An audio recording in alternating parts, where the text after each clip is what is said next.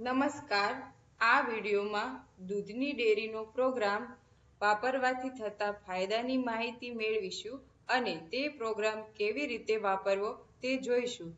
તો સૌપ્રથમ તેના ફાયદાની માહિતી મેળવીએ. એક જ વાર માહિતી દાખલ કરીને તે માહિતી ગમે ત્યારે ગમે તેટલી વાર માહિતીનો રિપોર્ટ મેળવી શકાય છે.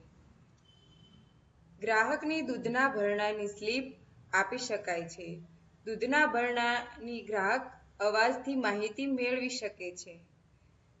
પશુ મુજબની દૂધના ભરણાની માહિતી, પાળી મુજબ ચૂકવણાની માહિતી, ભરાયેલા દૂધના કેનની માહિતી, જમા ઉધારની માહિતી, વેચાણની માહિતી, પાળી મુજબ માહિતીનો રિપોર્ટ, ચૂકવણા માટેના રિપોર્ટ, ચૂકવણાની સ્લીપ જે ગ્રાહકને આપવા માટે, દરરોજ ઓટોમેટિક ડેટાનું બેકઅપ વગેરે જેવા ફાયદા થાય છે. સોફ્ટવેર ચાલુ કરવા માટે લાલ કલરના આઇકોન પર 2 વાર ક્લિક કરવાથી સોફ્ટવેર ચાલુ થશે. ફોર્મ આવશે જેમાં નામ અને પાસવર્ડ નાખવાનો રહેશે જેનાથી પ્રોગ્રામમાં રહેલી માહિતીનો દુરુપયોગ ન થાય. નામ અને પાસવર્ડ નાખ્યા પછી ઓકે બટન પર ક્લિક કરવાનું જેનાથી સોફ્ટવેર ચાલુ થશે.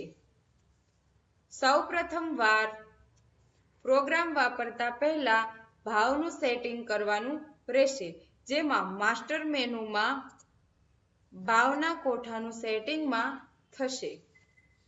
દૂધના ભાવ સેટ કરવા માટે 10 લીટરના ભાવ 10 ફેટ લેખે થતી રકમના બોક્સમાં લખવાની અને સેટ બટન દબાવવાનું. સેટ બટન દબાવ્યા પછી ટેબલ ભરવું બટન દબાવવું જેનાથી ફેટ મુજબ બધા જ ભાવ સેટ થઈ જશે. ગ્રાહકની વિગતો નાખવા માટે સભાસદ માસ્ટર ખોલવું, જેમાં ઉમેરો બટન ક્લિક કરવું, જેમાં નવું ફોર્મ ખુલશે તેમાં માહિતી ભરવી, સંગ્રહ બટન ક્લિક કરવું.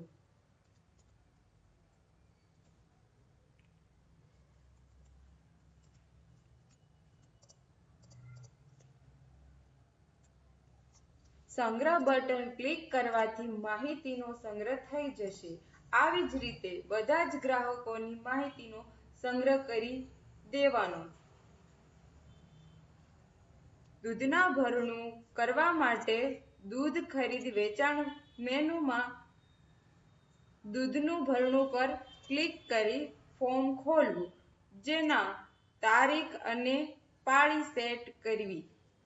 ઓકે બટન પર ક્લિક કરવાથી દૂધના ભરણા માટેનું ફોર્મ ખુલશે જેમાં ગ્રાહકના દૂધની માહિતીનો સંગ્રહ કરી શકાશે.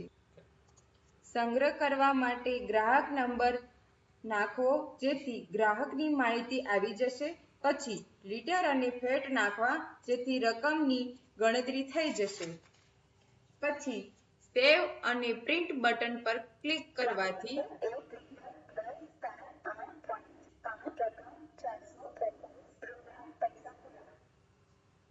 કરવાથી માહિતી સેવ થઈ જશે અને પ્રિન્ટ નીકળી જશે. માહિતી સુધારવા માટે ગ્રાહકની નંબર નાખવો, પછી કીબોર્ડમાં F5 નું બટન દબાવવું જેનાથી માહિતી બદલી શકાશે.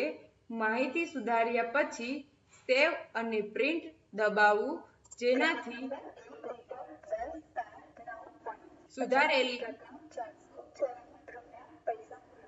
સુધારેલી માહિતીનો સંગ્રહ થઈ જશે. માહિતી રદ કરવા માટે ગ્રાહક નંબર નાખ્યા પછી રદ બટન દબાવવાથી માહિતી રદ થઈ જશે. રિપોર્ટ કાઢવા માટે રિપોર્ટ મેનુમાં જવાનું જેમાં અલગ અલગ રિપોર્ટ છે જેમ કે પાળી રિપોર્ટ, ચૂકવણા રિપોર્ટ, ચૂકવણા સ્લીપ, ખાતાની વિગતો વગેરે. હિસાબના ચૂકવણા વખતે ચૂકવણું રજિસ્ટર 2 નો રિપોર્ટ કાઢવો જેમાં ગ્રાહક મુજબ ચૂકવણાની માહિતી મળી જશે. જો ગ્રાહકને તારીખ મુજબની સ્લીપ આપવી હોય તો ચૂકવણું સ્લીપ 2 માંથી રિપોર્ટ કાઢી શકાય છે.